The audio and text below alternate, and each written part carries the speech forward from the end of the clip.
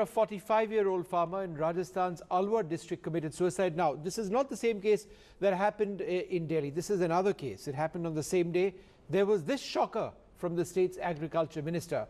Prabhulal Saini says farmers in Rajasthan don't commit suicide because they are too proud and they have a sense of honor. 45-year-old Harsool Jatav lay down on the railway tracks to end his life.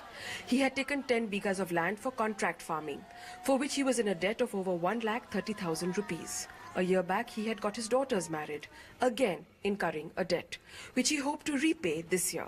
But the series of hailstorms meant his entire earnings for this year amounted to nothing, a meager 20,000 rupees. With a compensation from the government yet to arrive, Harsool lost hope.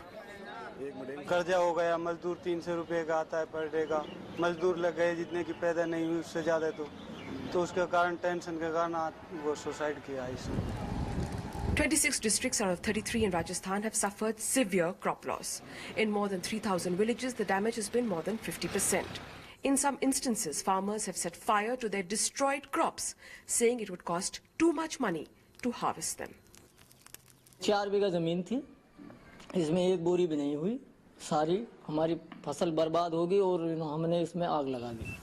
The government machinery has been slow to react. Very, very unfortunate and sad that the state government has given no relief. There has been no relief whatsoever. Not one naya paisa has been given to all these farmers. But the government seems unaware of the ground reality and the farmers' distress.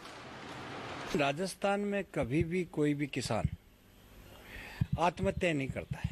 Rajasthan का किसान आन बान शान का धनी होता है. But faced with the harsh economic reality of debt and almost total crop failure, clearly farmers in Rajasthan are finding it difficult to live up to these unrealistic ideals.